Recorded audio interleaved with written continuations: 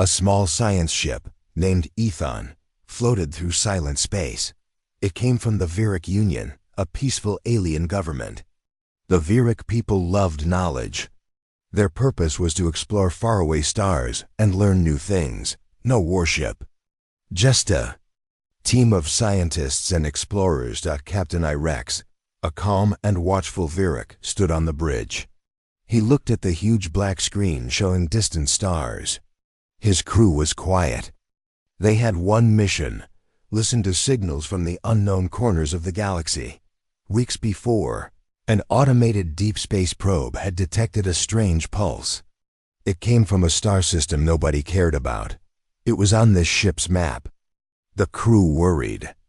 It might be a test of hostile life, but the signature seemed scientific, not military. They panicked a little, but only because it might lead to new discoveries. Suddenly, the screens changed. Red lights blinked. An alarm beeped softly. The signal grew stronger. But it came from a planet that looked like an empty rock. No atmosphere. No life. No reason to broadcast anything. Captain Irex frowned. He leaned forward. What is this? He whispered in the bridge's silent air. Dr. Sela, the ship's chief scientist, tapped the console. It is strong. Much stronger than we thought. And its pattern is repeating. She played the signal's rhythm. It went beep, pause, beep, beep, pause, beep, pause. It was complex. Not natural. The crew fell silent. This is not normal, said Irex. Dr. Sela nodded. We decoded part of it. It is not Viric or any known language on record. It is a warning, gasped Lieutenant Miro, the communications officer. Maybe, Dr. Sela replied. It repeats something like, do not approach. The bridge gasped. That phrase sounded scary. They all thought, what could be so dangerous on a dead world? Are you sure? Irex asked. The scientist shook her head. Not fully. But the pattern repeats in many forms. A simple translation, stay. Back, the bridge hummed. Captain Irex tapped the screen showing the world. It looked dull gray and lifeless. A coiled asteroid belt hid its star behind thick dust. Lieutenant Miro said, no signs of life, no mining. No ships, nothing. This is unusual. They looked at each other. The message felt sinister. A dead planet talking. Captain Irex made his decision. We send a probe. A silent, small one. We approach carefully, no military gear, just data. Dr. Sela prepared the probe. It was a tiny sphere, half the size of a human fist, filled with sensors. The probe would glide down land and send data back. It had no weapons. Within moments, the thrusters glowed and sent the probe toward the planet. It left behind a thin trail of lights like fireflies. Cut to probe Viejum. Gray surface came closer. Jagged rocks, deep crevasses, dust storms floating. Like ghosts in the planet's weak gravity. No signs of life, no structures, no sound. The signal's source was unclear. The probe sank into a wide crater. There, its sensors lit up. The beacon, the warning. A crater wall had carvings. Strange shapes, lines, and circles connected like veins. They glowed faintly with a dim blue light. Dr. Sela stared. This looks like architecture or writing. Lieutenant Miro spoke in a quiet voice through the headset. Captain, you have to see this. Cut back to ship. Bridg screens flashed images of the glowing carvings. The crew leaned in. These markings are huge, Dr. Sela said. A message that anyone near it would see. Captain Irex asked, could it survive winds and storms for millennia? It glows. Yes, replied Dr. Sela. Maybe it's a warning carved ages ago. Lieutenant Miro showed decoded bits, the same binary signal. In digital code, the shapes match the beeps. This is the same thing. The bridge fell silent. A blazing tension filled the air. Then the screen flickered. No signal, just empty space. probe offline. Lieutenant Miro shouted. The crew froze. Doctor. Sila typed quickly. No telemetry. Probe is gone. Captain Irex faced them. No crash, no signal, just vanished. They waited. No beep, no data. A cold, cliff-hanging silence. Hook remains mystery. What happened to the probe? Moments passed. The crew stared at the blank screen. Then Captain Irex spoke slowly. We go down ourselves. Dr. Sila looked shocked. We can't. We are scientists. We risk too much. Irex's eyes hardened. If the probe vanished, we need answers. We promised knowledge, not death. Mero leaned in. At least the probe transmitted parts of the ancient signal. We must analyze it. Maybe it hid something else. Irex nodded. Do it. But we prepare an away team. Careful. No weapons, shield suits. Full scanning tools. Scene. Preparation for planet surface. MISS Ion crew members suited up. Nerves tightened. No one spoke except technical calls. The gravity inside the ship felt heavier. Captain Irex, Dr. Sila, Lieutenant Miro, and 2 others stepped into the small landing shuttle. Engines roared. The ship's hull rattled. The view turned gray again. Then the shuttle dipped into the atmosphere. Dust swirled outside the thick window. Lieutenant Sila whispered. It feels like a ghost world. The shuttle shook as it pierced the dust clouds. Then the ground rushed up. They landed with a soft thud. Lights switched on outside. The crater and carving were just below them. They climbed out. The landscape was silent. The wind howled, but still nothing else. No life. No movement. The surface suit cameras picked up the glowing carvings. Faint lines forming a pattern. Dr. Sila took out scanning tools. She pressed them on the rocks. Data rolled in. It is old, very old. Thousands, maybe millions of years. Lieutenant Mero set up a portable scanner to capture the glow pattern. He whispered, it's the same binary code. Each line means danger. Captain Irex touched the rock. He traced the carvings in air. Stay back. Stay away. He paused. Back from what? Appearances fooled them. The carvings curved into a circle, a face, or a symbol. It looked like someone staring at the sky, the shuttle camera. Lights showed nothing above, just swirling dust. But the air had a strange shimmer, like something watched them. Dr. Sila scanned up. No signal, no disturbance. But the environment near the carving feels charged. They all felt it. Silence buzzed. Their suits monitored energy spikes. Mero froze. Captain. They all looked at him. The air felt alive. Slight vibrations. A low hum. Far away, they looked around. Nothing, but the glow in the crater flickered stronger, then weaker. It pulsed. Captain Irex said into his cum. Return to ship. Now. Sand dust filled the air as they ran back. The shuttle doors closed. The engines fired. They soared up. On the bridge of the ship, the crew watched them land. Everyone held their breath. The shuttle doors opened. The away team stumbled in, breathless. A collective sigh. Dr. Sila shook. We saw something, Captain. The carvings. They changed when we came near them. They pulsed with our heartbeat. Lieutenant Mero stepped forward. His voice was low and tense. Captain, the air there. It was alive. We felt something watching. Captain Irex nodded. We have one more warning, beyond the words. This world. It was alive once. And it left a guard behind. Maybe it still protects whatever is hidden here.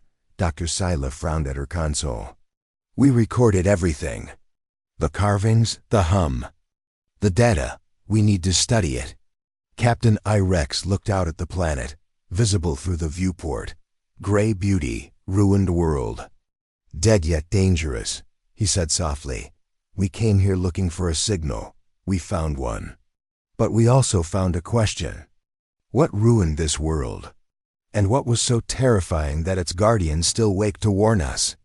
He paused. Silence. Then he said, "Set course for our deep archive lab. Let's decrypt the rest." Closing moment and scifi change are in the lab. Dr. Sila pored over data. The binary codes filled endless screens. She noticed small hidden sequences, almost unreadable. She typed fast. The staff watched in silence. Suddenly, she gasped. "Captain, come here. You need to see this." Captain Irex, Lieutenant Miro, and others crowded around. On screen was a string of decoded words in a universal protocode. "We slept in shadow. We warned the fools. We still guard the empty." "Doctor." Sila's voice trembled. "They guard something, and we woke it." Captain Irex stared at the words. He thought of the missing probe. He thought of the pulsing carvings. He thought of the hum they felt. He looked up at them. His voice was quiet but firm. The galaxy didn't expect this. "Neither did we." He paused. The room waited, heart pounding in silence. He concluded, "We must tell our leaders.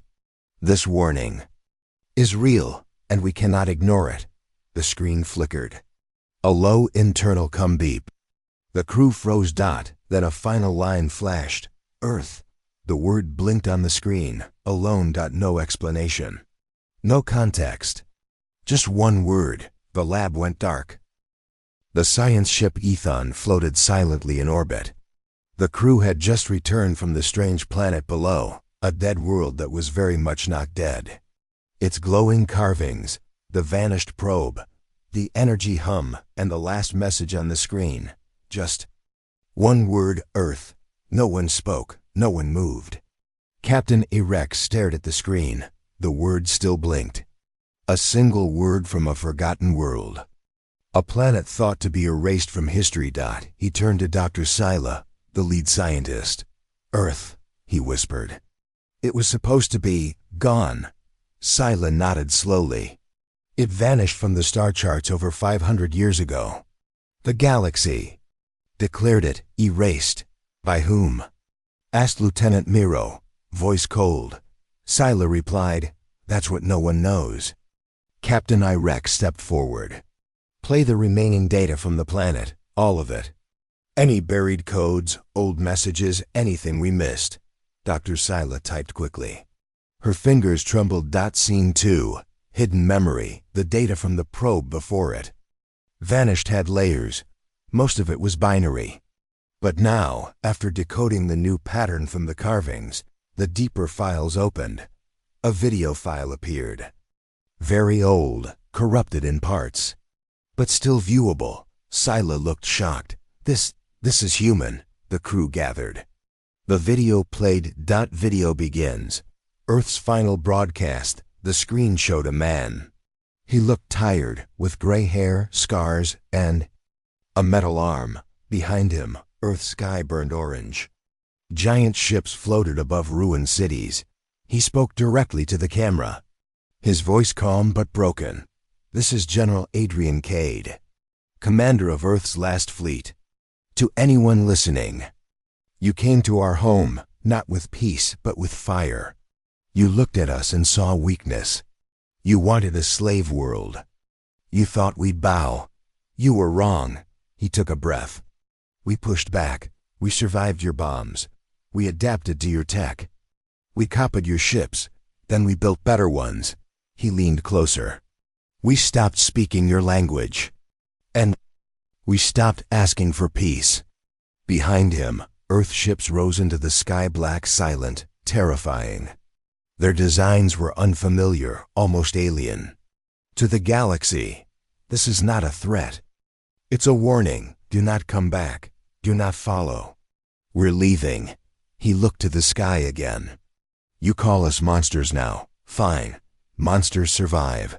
We're erasing ourselves from your maps. If you ever find us again, pray we've forgotten you." The video glitched. But one final sentence came through. "Earth does not kneel. Earth remembers."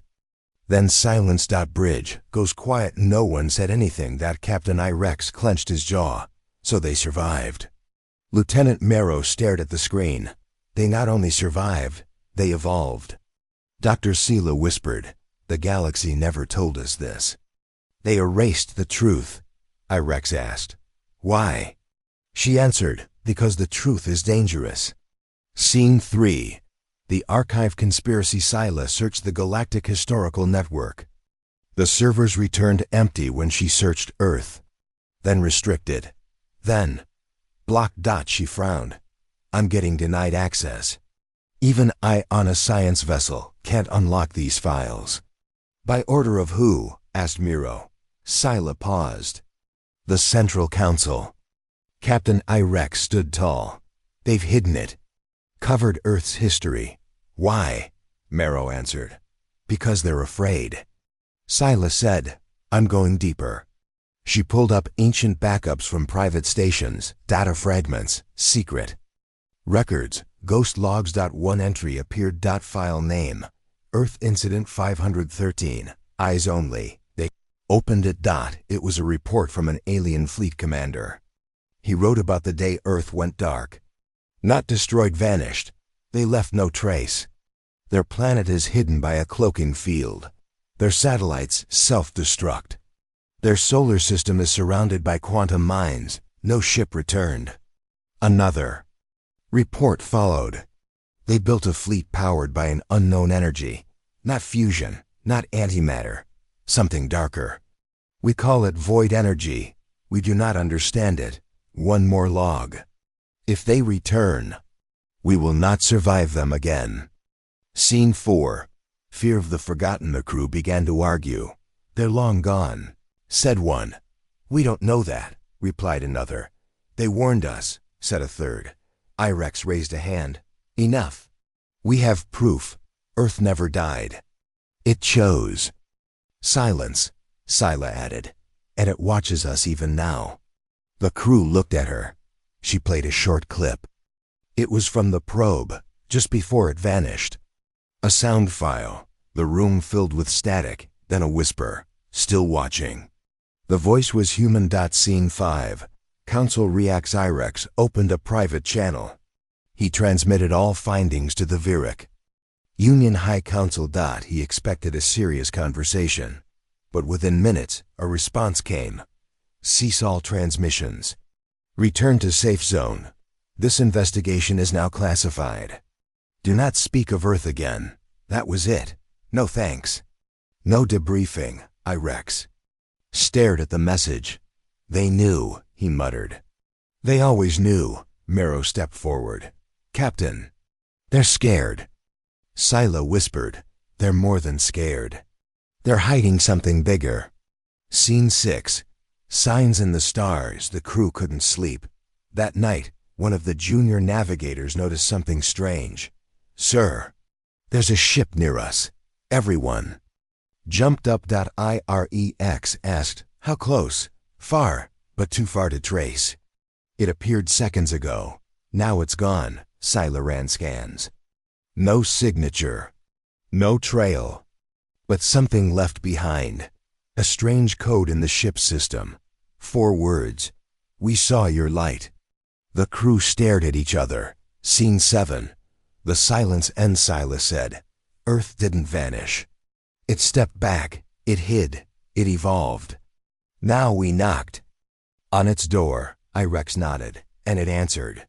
The ship suddenly powered down. Lights dimmed. The screens flashed white. Everyone froze. A face appeared. Human, digital, eyes glowing faint blue. Old, yet peaceful. He spoke. "You came too close. We said not to, but you kept digging. So now we see you." The crew stood. In fear, the face smiled slightly. "Go home, little explorers. Earth is not your enemy, unless you try to be." Then the face vanished. The ship powered back on. Mero gasped. That was live, not recorded." Irex whispered. "Then Earth is awake." Scene 8. The message spreads, though ordered to stay silent. Someone in the Ethon crew leaked the data. Within days, secret forums across the galaxy whispered, "Earth lives. They are watching. They never lost." Civilizations argued. Some said it was lies. Some believed. Some remembered the war their grandfathers never spoke of. One alien general said in private, "If Earth comes back, no one can stop them." Scene 9. Across the stars in a distant moonbase. A small boy watched the leaked video of General Cade. He turned to his father and asked, "What is Earth?" The father went pale. "The last place you ever want to go." Closing scene. Earth's. Eyes far from the Viric Union, in a dark part of space, a black ship sat hidden. It bore no flags, no signals, no name. Inside, a single eye monitored data from across the galaxy. When Effen's footage appeared on hidden networks, it sent one final command: wake the fleet. 1,000 dark ships powered on. No words. No war cries. Just silence. In motion. Scene 1. Whispers from the past. The Ethon floated in silence. Captain Irek stood alone on the viewing deck. Space looked peaceful, but his mind was racing. He kept hearing the words from Earth's eye. "Go home, little explorers. Earth is not your enemy. Unless you try to be." He couldn't stop thinking about it. Why had the galaxy erased Earth from history? What really happened? The video from General Cade was terrifying, but honest. The way he spoke wasn't filled with hate. It was filled with warning. Dr. Scylla joined him, carrying a datapad. "There's more," she said. Irex looked at her. "More about Earth?" "No," she said. "About the war, the one nobody talks about. I found something." Scene 2. Secret files in the science lab. The lights were dim. Scylla tapped on her screen and pulled up a group of hidden files, not from the Galactic Council, but from a rogue data archive. It had no name, no owner. But someone had left a message. "They tried to erase us, but memory fights back." Scylla explained, this war wasn't just between Earth and one empire. It was everyone. All major galactic powers attacked Earth, and Earth won. Irex narrowed his eyes. "That's impossible." Scylla replied, "That's what I thought. But look." She played a file, an old battlefield log. The screen showed burned cities floating in space, the remains of alien ships twisted and broken, and Earth ships sleek, dark, and silent, moving like shadows. No sound, no fire. Just destruction.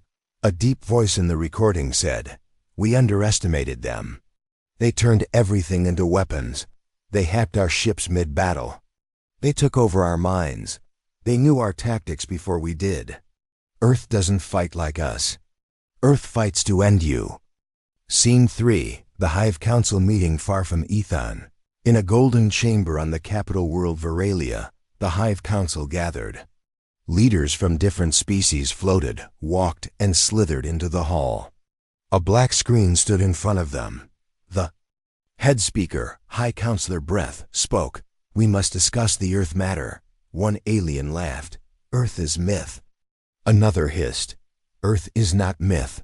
I saw the footage, you all did." Breath raised a hand. "Then what do we do? If Earth still exists, and they are watching, should we fear them?" A voice from the shadows said, "You don't understand. Fear is not enough. Earth remembers, and they do not forgive." All eyes turned. It was General Takar, the only surviving officer from the original war. Half of his body was metal. His eyes were cold. He walked forward. "I fought them," he sighed. "I watched them destroy a fleet of 400 ships without firing a single shot. They turned our weapons against us. They turned our soldiers against us." A young council member asked, "Why haven't they attacked again?" Takar answered, "Because they don't need to. We're already afraid." Scene 4. Echoes from the war back on Ethon. Scylla played another recording. This one came from a survivor of Earth's counterattack, a merchant ship captain from the Niral system. His face was pale. His voice shook. They didn't speak. Their ships didn't shine. No color, no lights, just black. They moved through space like smoke. We tried to talk. We begged. They said only one thing: You brought the fire. Now feel its echo. Then everything went dark, he cried on screen. I was the only one left. My crew, they turned on each other. I don't know why. Scylla looked at Irex. Psychological warfare. They used sound, lights, maybe even gravity to break minds. Irex said quietly, they didn't just fight with weapons. They fought with fear. Scene 5. A dead system awakens 3 light-years away from the Ethon, a forgotten solar system. Came to life. For 400 years, the system had been labeled as dead space. No light, no movement. But now, something shifted. A passing patrol ship noticed energy readings. They investigated. They never came back. The only signal left behind was a voice repeating in old Earth English, "System secured. Trespass denied." The words repeated every 30 seconds. Scene 6. Messages to the people on the outer colonies. Strange things began to happen.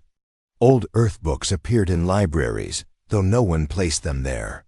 Broadcast signals interrupted regular channels, playing short black and white videos from Earth's past wars, speeches, warnings. Children began to have dreams of metal cities, burning skies, and a blue planet surrounded by black stars. Some believed it was Earth's way of speaking. Others believed it was a warning. A cult started to grow. They called themselves the Remnants. They believed Earth was not just alive, but the rightful ruler of the galaxy. Scene 7. The truth about the war. Scylla cracked the final layer of the secret files. She found the last council message before the war ended. It read, "Ceasefire. Earth has deployed the Omega device. They have rewritten space. Our fleets have vanished.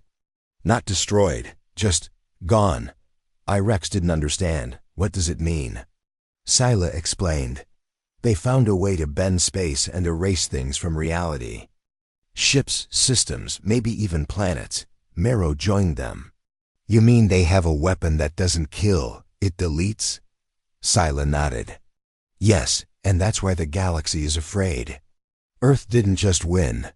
They made the galaxy forget the war ever happened. Scene 8.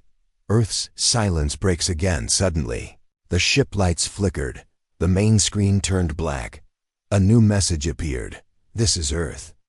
The crew froze. The message continued. You have remembered what we buried. You have seen the war we ended. Now you must decide. Will you tell the truth? Or will you become like those who lied? The screen flashed once. We do not seek war, but we are ready. The message ended. No signature. No trace. Just silence. Scene 9. Galactic panic in the central galactic news streams. Rumors exploded. Earth is alive. Earth is watching. Earth remembers. The war. The council tried to shut the news down, but it was too late. Billions of beings now knew the truth. Armies began to prepare. Empires called emergency meetings. One empire, the Zircon Dominion, declared Earth an enemy and launched a probe fleet toward Sol. Within minutes, every ship vanished. Only a final message came back. Second strike denied. Warning issued. Stand down. Scene 10. The captain's choice on the Ethon. Captain Irex stood before his crew. He spoke clearly. We came looking for knowledge. We found the truth. Earth is not a myth. They live. They remember. And they are stronger than we can imagine. He paused. We must choose. Hide this truth or share it. Dr. Sela stepped forward. If we hide it, we become part of the lie. Marrow said, if we share it, the galaxy might panic. Irex nodded. Then we tell it carefully. We show the galaxy not a threat, but a survivor. They agreed. The truth would be told. Final scene. Earth watches on the far edge of the galaxy. Within a massive black structure that looked like a floating city, a figure watched the Ethon's transmission. It was not human. But it had once been. Its eyes glowed. Faint blue behind it. Screens showed every part of the galaxy. A soft voice spoke. They remember. Let's see if they learned. The figure smiled. Activate the next phase. Dark ships, sleeping for centuries, began to wake. One by one. Silently. Patiently. Because Earth never forgets. Scene 1. Shadows of the past in the dark corners of the galaxy. Whispers grew louder. The Earth is alive. They watch us. They remember the war.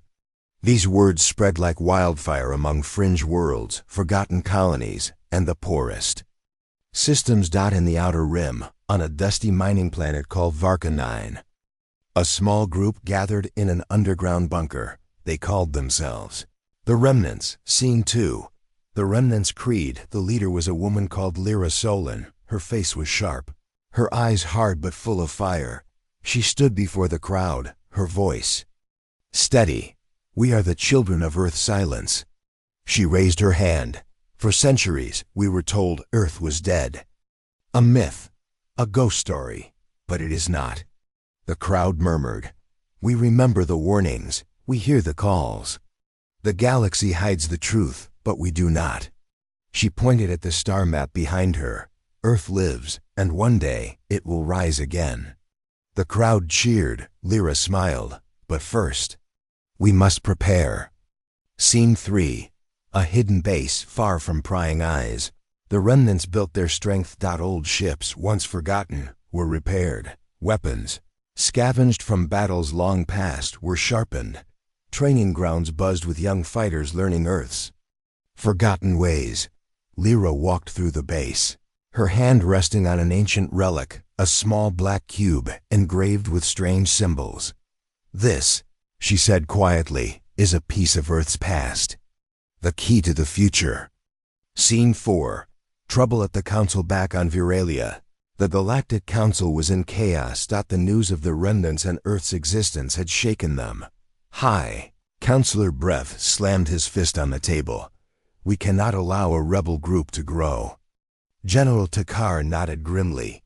They worship a ghost. But that ghost has power. We must stop them. A plan was made. Council ships were sent to hunt the Remnants. Scene 5. The first strike. The Remnants had little time. Council warships appeared. Suddenly above Varka-9. Laser beams lit the sky. Lyra ordered her fighters to defend the base. Explosions shook the ground. The battle was fierce, but quick. The Remnants were not soldiers of a great empire. They were survivors. Fighters born from stories and hope. They fought fiercely, using guerrilla tactics. The council ships, surprised by the resistance, retreated wounded but alive. Scene 6. The message from Earth. After the battle, Lyra gathered her people. She held up the black cube. It's time, she said. She activated the cube. A hologram appeared, an old man's face. It was General Cade. His voice echoed. To those who remember Earth, to those who dare to rise, you are the future. We cannot return. Not yet, but you carry our strength. Prepare. The galaxy will try to stop you. The hologram faded. Lyra clenched her fist. We will be ready. Scene 7. The spy among them. To Lyra, a shadow moved in the crowd. A spy for the council. He listened, reported, waited. His eyes gleamed with cold ambition. Scene 8. Council's dark secrets. In a secret room beneath the council chamber, General Takar studied old Earth weapons. A device like the black cube sat before him. This is their power, he muttered. We underestimated Earth before, never again. He looked at a map showing the Remnants' base. We strike tonight. Scene 9. Night attack. Under the cover of darkness, Council forces launched a surprise attack. The Remnants were caught off guard. Explosions tore through the base. Fires raged. Lyra fought with fury, leading her people, but the spy betrayed their positions. The Council forces captured many fighters. Scene 10. The capture. Lyra was cornered. Council soldiers surrounded her. She raised her hands. You may take me, she said, but Earth's spirit is alive. She was taken to the Council's prison. Scene 11. Prison of Leeson. The cold cell. Lyra was visited by General Takar. You fight for a lost cause, he said. Earth is gone. It's a story, nothing more, Lyra smiled. You fear what you do not understand. Takar frowned. We will break you. She laughed softly. Try. Scene 12. A New Hope. Meanwhile, the rest of the remnants regrouped. They vowed to rescue Lyra and keep Earth's memory alive. A young fighter named Jax took command. He looked at the stars. Earth's legacy is not over. Final scene. The galaxy watches far beyond, in the shadows of space. Earth's black fleet stirred again. A voice spoke from the darkness. The remnants rise. The galaxy will remember. The wheels of fate turned. The war was not over. It had only just begun. Scene 1. A broken cell, a burning spirit inside the cold, dark prison on Veralia. Lyra Solon sat quietly. Her body was weak, bruised, but her eyes burned with fire. The walls were lined with sound blockers. No light, no sound, no hope. But Lyra knew something the Council didn't. Earth watches. Scene 2. Jax takes command back on Varkanine. Under a collapsed mountain bunker, Jax-Rel stood before the surviving remnants. He was young, barely past 20 cycles, but fearless. She gave herself to save us, he said, voice strong. We don't run. We rise. A cheer broke out. Their numbers were small, but their spirit was not. And deep beneath their feet, Earth tech hummed quietly. Awakening. Scene 3. Earth's gift. Scylla, the tech engineer, called Jax into a sealed lab. I found something, she whispered. It's alive. She pointed at a strange device, glowing blue, half machine, half organic. It came from Earth, maybe before the war. The machine pulsed like a heartbeat. Suddenly, it spoke. Identify. Jax stepped forward. Remnants. The voice answered. Authorization accepted. Unit online. Tactical AI engaged. Scylla stared in shock. This is Earth's tactical brain, a war AI. Jax smiled. Then let's win one. Scene 4. The escape plan. The AI named Athena 5 began scanning. Location of imprisoned commander. Veralia. Council Fortress 6A. Jax looked at the star chart. That's deep in the core. Athena replied. Chance of success, 9.3%. Jax didn't blink. Make it 100. Scene 5. Building shadows. Remnants began their mission. They had no capital ships. No big weapons. But they had stealth, speed, and now, Earth's mind. Athena guided them to a forgotten wormhole, an old Earth route. Black tunnels of folded space. They flew. No lights. No sound. Only shadows. Scene 6. Inside the Council on Veralia. General Takar grew uneasy. Lyra hadn't broken. She laughed at their questions. You're already losing, she told them. Takar snapped back. You are alone. Lyra's smile widened. Earth taught us one truth. You're never alone in the dark. That night, the power in the prison flickered. Scene 7. Operation Silent Storm. Jax and his team landed outside the city using cloaked pods. Athena controlled every step. They wore black armor made from old Earth materials, lightweight, heat hidden. They moved like smoke. At midnight, the storm began. Explosions rocked the outer towers. Lights failed. Security bots turned against their own guards, hacked by Athena. Inside her cell, Lyra heard the alarms. She smiled. They came. Scene 8. Fire and freedom. Jax found her deep underground. The door opened with a hiss. Lyra stepped out, barely standing. Thought I told you to stay alive, she said. Jax grinned. I never listen. They moved fast, blasting through narrow halls. Athena guided them through enemy fire. Outside, remnant ships arrived, silent, sharp, deadly. The Council's defenses failed. Again, just like before. Scene 9. A message to the galaxy. Back on Varkanine, Lyra stood before a camera. This is Lyra Solon, leader of the remnants, survivor of the Earth War. She paused. The Council lied to you. Earth is not dead. Earth is not gone. And now, Earth remembers. She uploaded the message to every open frequency in the galaxy. Billion saw it. Scene 10. Cracks in the council panic. Spread. People began questioning the past. What else had been hidden? In secret corners of the galaxy, old files were unlocked. Buried history came to light. Whole systems erased. Leaders who once fought Earth vanished.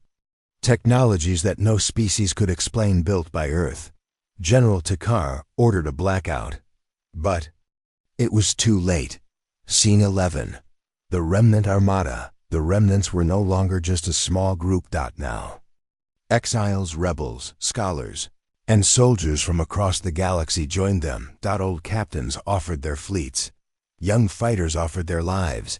Athena helped build a new armada with Earth's forgotten tech. JAX looked out at the ships. We're not just fighting for Earth, he said. We're fighting for the truth. Scene 12. Earth responds again. In the black space beyond known maps, something stirred. An old Earth satellite came alive. Its antenna turned slowly. A message traveled across time and stars. To Lyra, to Jox, to all who remembered. You have woken the fire. We see your fight. We do not lead, but we walk beside you. The signal ended, but something else followed. A map. Marked with Earth's last stronghold. Final scene. Toward the final war. Lyra held the map in her hands.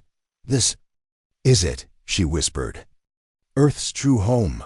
Jock stood beside her. We go? She nodded. Double quotes. Yes, but not to find Earth, to protect it. Ships prepared. Engines roared. Lights dimmed. And through the stars, the remnants moved like shadows, like ghosts, like the storm Earth left behind. Scene 1. The signal that changed everything aboard the remnant flagship Night Ember. Lyra stood silently in the command chamber. The glowing map before her showed a point deep beyond the known galaxy, a red blinking dot. That dot was the last signal Earth had sent. It was not a call for help. It was a key, a whisper of old power. Jock stepped forward. That's Earth's final stronghold? Athena 5's voice replied calmly. Confirmed. Coordinates locked. The location is code-named Protocol Prime. Scene 2. The journey begins. The Remnant Armada prepared for the journey. They would travel through unstable wormholes, past dead star systems, through zones where ships had vanished. Without explanation. Many believed the road to Earth was cursed. But Lyra addressed her people. We're not going there to bring Earth back. We're going to protect what it left behind. If the Council gets there first. She didn't finish the sentence. She didn't have to. Scene 3. Meanwhile, at the Council, General Takar stared at the intercepted transmission. They found it, he muttered. Protocol Prime. He turned to a tall figure in black armor. Council assassin operative Kale Vorn. Follow them. Get the protocol. Do not let them return. Kale said nothing. He just vanished into the shadows. Scene 4. Through the void. Thick gauze. Remnants flew in silence. They passed through broken systems and ruined worlds. Signs of ancient battles no one remembered. Jax stared out the window. He saw a destroyed moon with strange writing etched into its surface. Athena translated. Warning. Do not follow the light. He looked at Lyra. What does it mean? She replied, it means Earth feared something worse than war. Scene 5. The ghost world. They reached a planet that matched the coordinates, but it wasn't Earth. It was a lifeless husk. No atmosphere. No cities. Only black towers sticking out of the ground, like broken bones. Athena confirmed. This is Earth's final defense post. The core of Protocol Prime is beneath this surface. The remnants landed. A team moved underground. It was cold, silent, like a tomb. Scene 6. What Earth left behind. They reached a massive door sealed with Earth symbols. Athena whispered, unlocking. The door opened. Inside, a chamber of light and mirrors. In the center, A strange pod floated surrounded by invisible energy. Silas stepped closer. "What is it?" Athena's voice sounded more serious than ever. "This is the Earth Protocol. Final defense. Final warning. If Earth ever falls, this activates. Do not awaken it unless you are ready to burn the sky." Scene 7. The assassin strikes utterly gunfire. Explosions rock the chamber. Cale Vorn had arrived. Fast, silent, brutal. He struck down 3 remnants before Jox tackled him. A fierce fight followed fists. Blades, blood. Cale was skilled.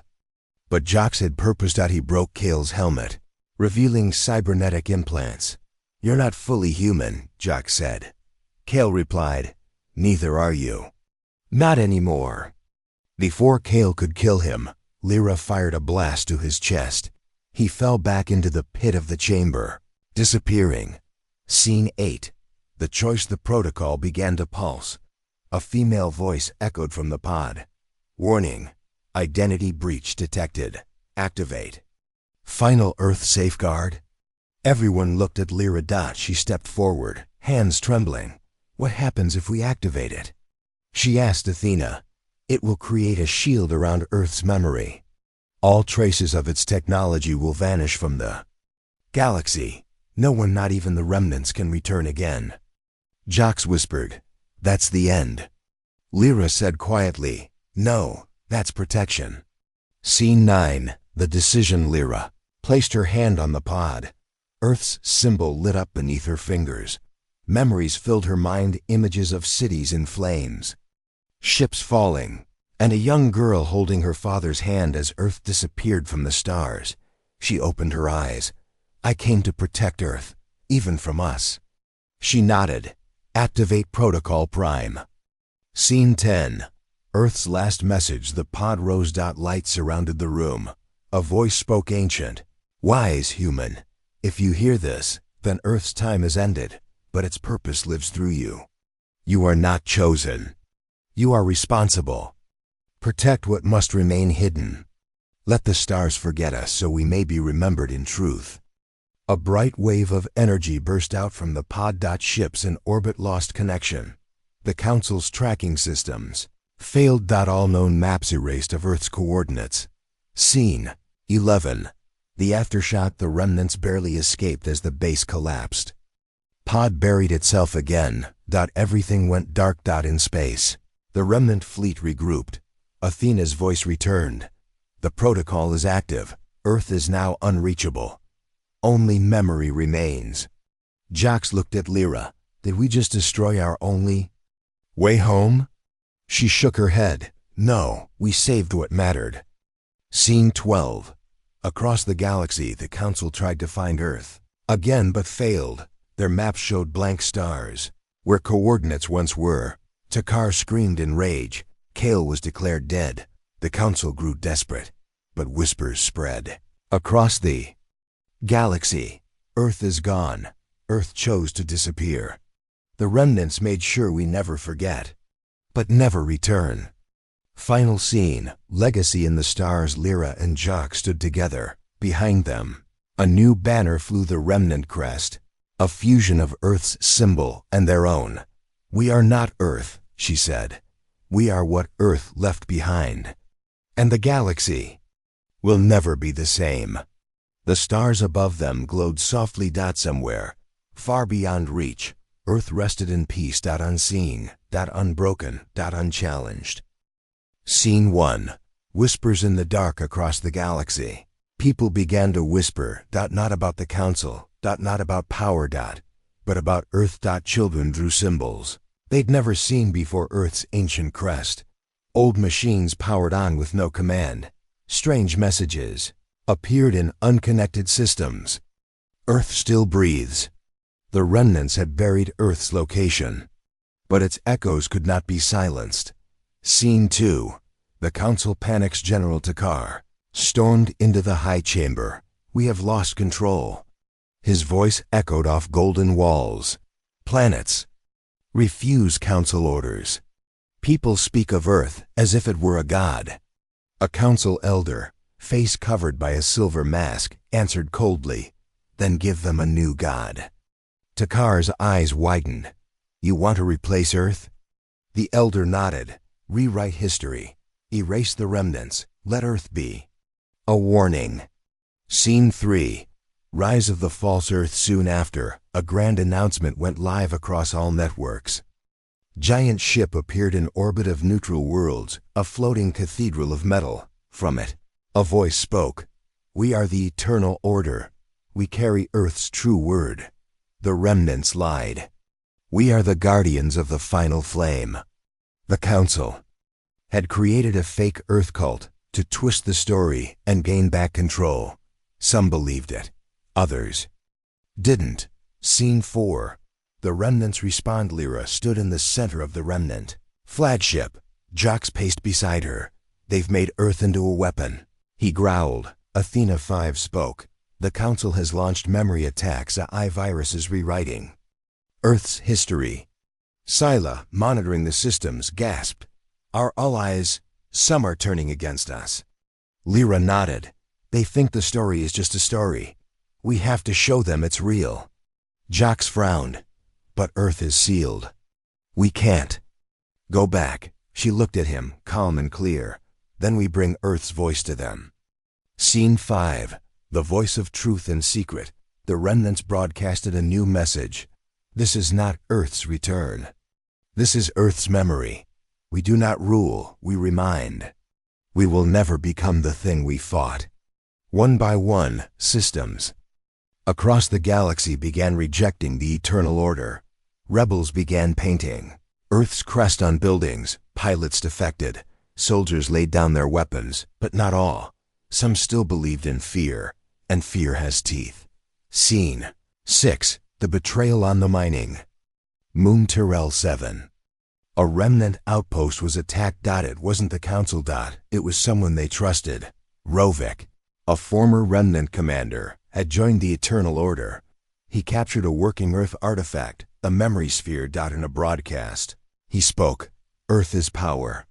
Power must be controlled. The remnants are dangerous. I will bring order, even if I must burn what remains. Scene 7. A race against time. Athena 5 warned Lyra. If Rovik accesses the memory sphere, he could learn Earth's real location. We sealed it, but nothing is unbreakable. Lyra didn't hesitate. Then we stop him. They launched a covert mission to Tyrell 7. But when they arrived, the base was empty. Only silence, and the sphere was gone. Jax clenched his fists. He's taking it to the Council. Scene 8. The buried city. Scylla found a clue in the data left behind. Coordinates to a forgotten place. Silverus. A world Earth once visited, long ago, before the war. They rushed to the planet. Deserted now. Nothing but sand and wind. But beneath the dunes, they found it. An underground city preserved by Earth's nanotech. Walls still powered. Lights still flickered. The city held recordings. Holograms of Earth's diplomats, teachers, children. A history no one had seen in 200 years. Jocks whispered. It wasn't just war.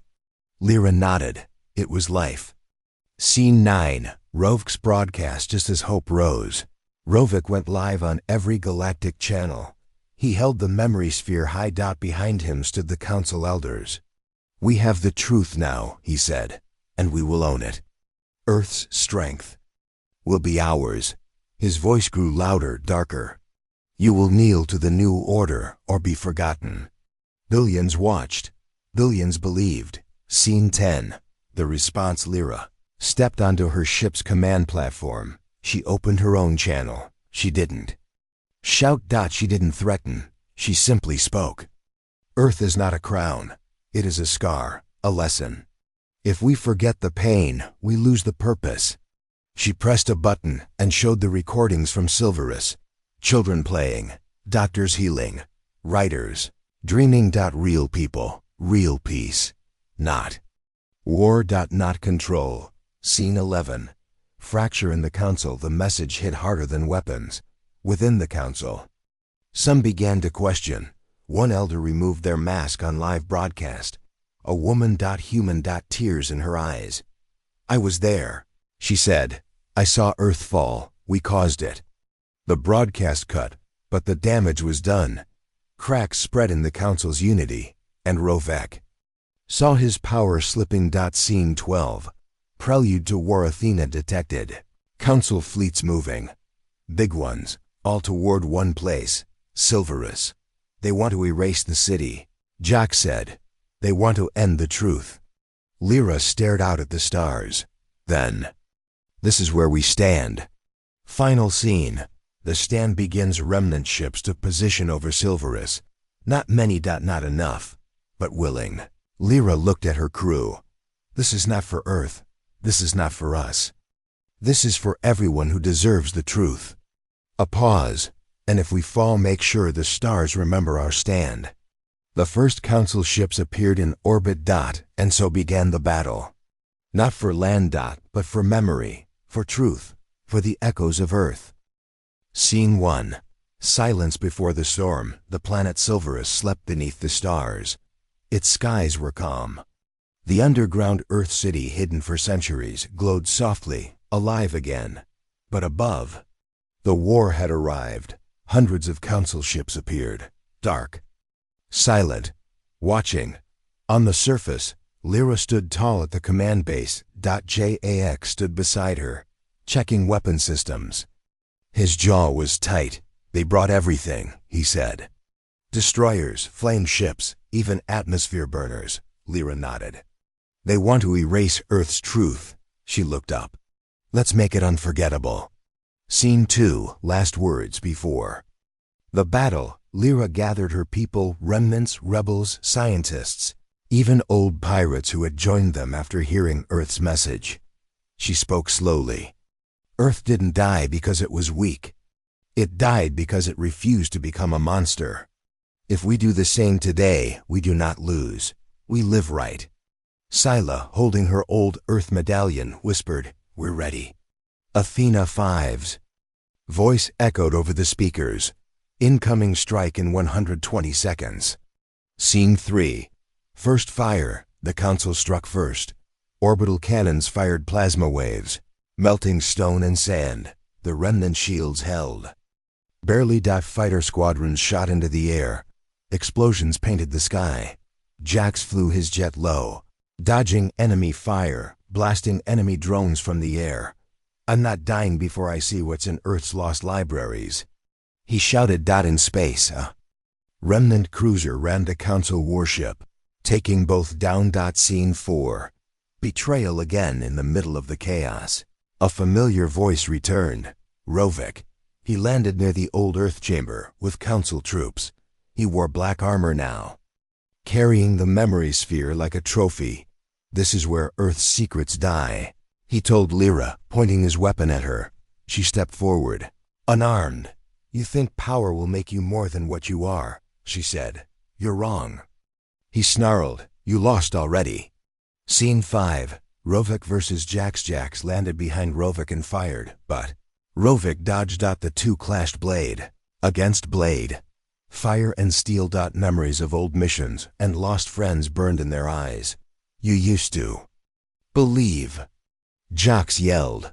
I believe in peace through control, Rovek replied. With a sudden strike, Jax broke Rovek's arm, but Rovek grabbed the memory sphere and ran into the chamber. Scene 6. The sphere's warning inside. The memory sphere began to glow violently in Rovek's hand. A voice echoed. Warning. Unauthorized access. Earth code level 0 breach. Rovek tried to override it, but it began to burn him. The sphere pulsed and floated, projecting Earth's true final message. This is Earth's legacy. We do not destroy what we fear. We face it. If you seek power, you are not ready. Rovek screamed, dropping the sphere. It exploded in light. Scene 7. A message to the galaxy from the explosion. A signal spread across every network, every ship, every system. A simple message in Earth's voice. We were you. We fell not in war, but in pride. To the stars, choose better. Billions saw it. Some wept, Some sat in silence. Others put down their weapons. Even Council commanders. Scene 8. The turning point in space. Council ships began to pull back. One Captain Admiral Shale ordered a retreat. We've become what we were meant to stop. On Silverus, Council troops lowered their rifles. The battle slowed. Rovik, burned and broken, crawled out of the ruins. Lyra looked down at him. You could have stood with us. He coughed, smiling bitterly. Maybe I should have. And he closed his eyes. Scene 9. After the battle. Remnants walked through the ruins. Many were gone.